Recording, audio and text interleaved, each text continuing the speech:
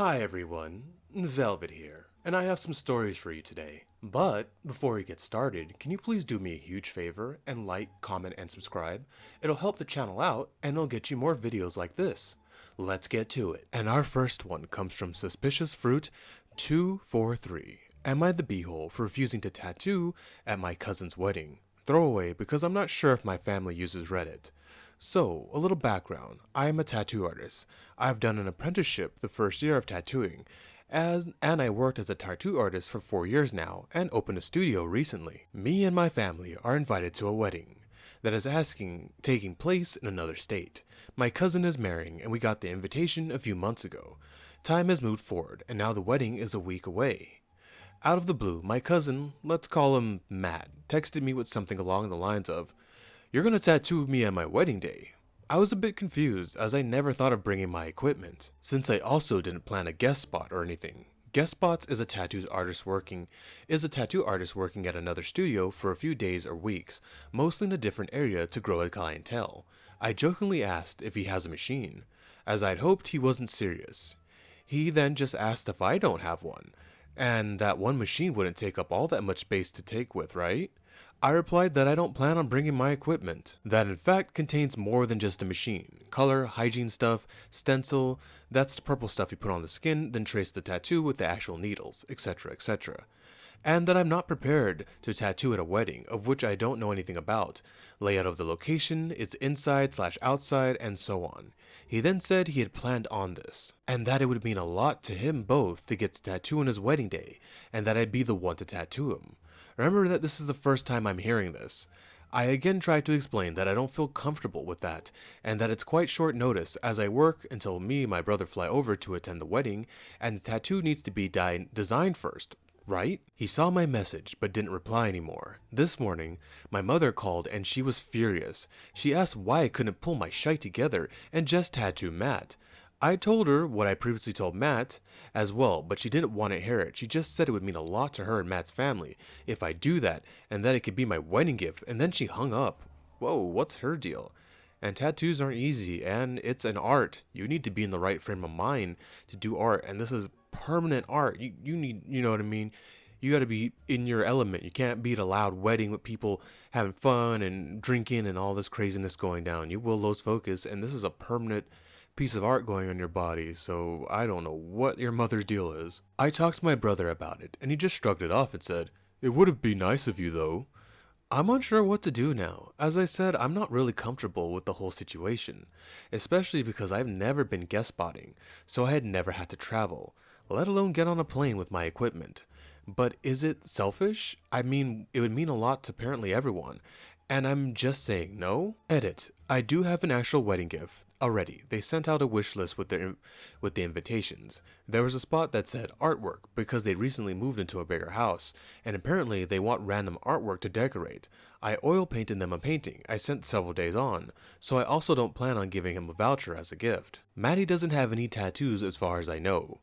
I don't know what my mom's problem is with all of this. I think she just wants to keep the peace. Okay. Well, you're not the beehole, but while I don't have a tattoo, I have close friends and family members who have tattoos. And it's not like, oh, you just get the tattoo and you're good. When you get a tattoo, it's a wound. It's a needle stabbing you and you can bleed and stuff like that. And then it needs to heal. And that's why they'll put, I don't know what it is, but it's like a film or something over it. And it's shiny and glossy and you keep it over your tattoo for, I think, a day or two, and then you gotta let the tattoo breathe so the wound can heal, something like that. So if they get this tattoo on their wedding day, they're gonna have to deal with all of that on their wedding day, and it's not, I doubt it's gonna be a short process unless maybe it's a couple letters, but even then, you still need to sketch it out, you need to make the stencil, then you gotta sit there and do all that, and I'm pretty sure you don't want to do that, be over there hunched over tattooing someone at a wedding. I'm pretty sure you want to be a guest and enjoy the festivities. That is baffling. This is something that they need to plan far in advance. Like if they want this tattoo from you, they need to like tell you months, weeks, I don't know, in advance, for you can fly over there a couple days early and then do the tattoo if you want to. You don't even have to. I'm just saying, but if they wanted to do it the best way, I would say you need to get there, a couple days early, do that for them, let the tattoo heal up, and then they unveil it at the wedding, and then they can enjoy the tattoo as their wedding tattoos. Personally, I would advise against a wedding tattoo because, nowadays a lot of people divorce, so you want to have that on you, a permanent reminder on your body. But OP, no, you're not the beehole. If I were you and people were going to keep giving you crap like this, I just wouldn't go. It sounds like it's going to suck for you. You're going to have a lot of people, breathing down your neck on why you didn't tattoo them. But OP, no, you're not the beehole. And our second one comes from Throwaway Chester Range. Am I the beehole for bringing in a personal visitor to the nursing home I work at to compete at chess with one of the residents? I work at an assisted living facility, i.e. a nursing home for people who are very elderly and cannot care for themselves. One of the residents in the wing I work with is Josh, a 97-year-old man who has a pretty bad cognitive decay. Most of the time, he doesn't remember who I am, who he is, or where he is, or what is going on. However, he's a former national chess champion, something I only know about because the personal effects in his rooms include some of his trophies and other awards. We've got a few sets in the common areas, and if you can wake him up long enough to play, he does still remember how, and he has thrashed most of the staff at one point or another over the board. Well, it's not a close friend, but I have a guy who I know, and is kind of friend of a friend. Let's call him Bob. He is the top player at some local chess association, a long way down from a pro player, but the sort of guy who's usually the strongest player in the room. I had mentioned that one of the residents and I care for is a former chess champion, and he asked to come by and visit since Bob is a huge chess nerd and wants to meet a national champion, no matter what kind of state he's in. We allow visitors, so I sign him in, and by good luck, this is one of Josh's better days. Long story short, they went into one of the common rooms and played chess for 6 hours straight. I wasn't able to stick around and watch most of it, but I talked with Bob afterwards, who said while he's clearly not the player he was when he won the national championships anymore, Josh is still a mean old buzzard. Over the board and won a bit over 2/3 of their games. Josh missed dinner, and I had to get into the canteen after hours and make him some scrambled eggs and toast just so he'd have something to eat. And I was with him for dinner, and it was the most animated I've seen him in ever, actually. He was actually talking about his day and definitely remembered what was going on, and how this young punk came in to challenge him, and he had to show the kid how it's done. All in all, I thought it was a good thing, brighten up a very old, very sick man's day. But pretty much all of my coworkers had the opposite take, that disrupting his schedule and agitating him like that was bad. A holding thing to do, especially if it caused him to miss his regular dinner. I'm pretty new at this job, so I do value their opinions, but I don't think what I did was wrong. Am I the beehole here, especially if I do it again? No, P. No, you're not the beehole. I know those places are kind of miserable, and their whole shtick is to keep them as, lifeless and soulless so they can keep everything running on schedule. Now, I do agree he should have been on it with the meal. 6 hours is a lot of time for a man in his condition to be without food. So maybe next time you have Bob over, get on it with the food, or tell him, hey Bob, he needs to eat at like 6. Can you please, come get me at 6 or whatever, just in case I forget. I think that's the only thing I would ding you on, but overall, that was a good thing to do. That must have been nice to get that little spark of life back in him again. You see that? His mind was able to go sharp just because he got to do something that's burnt into him like that, playing chess.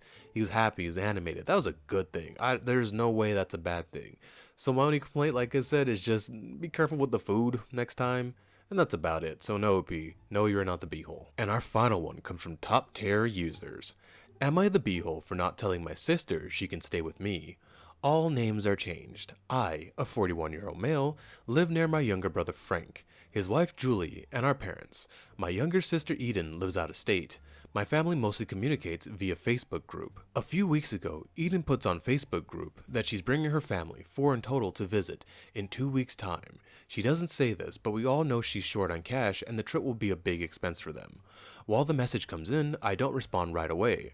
I'm working. My wife is working. If I saw it, I would have insisted right away that she stays with my family. My wife also would have invited her. She loves to host. Unfortunately, Frank replied first to her post that he would really love it if she stayed with them, as they have kids closest in age to Eden's. Julie reinforces this, asking Eden to stay with them. By the time I saw the post, Eden had already agreed to stay with them, and commented how happy she was not to have to pay for a hotel. Here's the thing, Julie is a pill. Eden doesn't like her much. She is hard to deal with, very controlling and opinionated slash rude. They also don't have as much space for Eden's family as I do. Like I said, I would have loved to have my sister stay with us, but I don't want to compete with Frank and Julie, and she had already committed to them, so I didn't offer. My wife and I actually felt hurt she chose them so quickly. Apparently, I was supposed to fight for my sister, because when I saw her, she said she was stuck with Frank and Julie. Julie had given them a strict curfew. You're adults. What the hell is that? A curfew? Come on, you're over here to visit. You're supposed to have fun. Stay up late. Have fun. Said some condescending things and had them sleeping on couches and crappy air mattresses. Eden's back was sore. She was not happy with me. Okay, I'm gonna be straight up with you. Just because you agreed to stay with them doesn't mean you're locked into them. All she has to do is say, hey, we're gonna go to blah blah blah, there's not enough room here, and just go. This could be solved so easy, because it sounds like you want them there. Just tell her to come on, get her stuff and come on. That's all she has to do. I told my sister she is always welcomed at our home, and I thought I had previously made that clear over the years. I wish she would have told me she didn't want to stay at Frank's house. She could still just come over. She could do that. And I would have intervened. But she was so nice to them on Facebook, I guess I missed the cues. She said she didn't want to impose and I should have offered. So now I feel bad. Am I the beehole? No, P. No, you're not the beehole. You made it clear to her before, from what it sounds like, that she's always welcomed at your home. I don't know why she just didn't contact you directly and just, message you privately or call you or anything and say, hey, I'm coming. Can I stay with you guys? And then boom, problem solved. But if I were in your shoes and I saw in the group that, oh, okay, she agreed to stay with them, problem solved. No point in me saying anything because that would look rude. You know what I mean? Why would I intervene when this is all over? And this problem can still be solved. All she has to do is say, hey, we want to go over to them. There you go, problem solved. If it offends them, oh well, I'd rather be somewhere where, I'm happy and I get along with the people I'm staying with than someone who has me under curfew and is making little snide remarks at me. I would have left. I wouldn't tolerate that. I don't care how I looked. But yeah, OP, you were not the beehole. Thank you for making it to the end of the video with me. And can you please do what I said in the beginning? And like, comment, and subscribe. It really and truly does help the channel out. It helps it grow, and it helps you get more videos like this. Velvet out.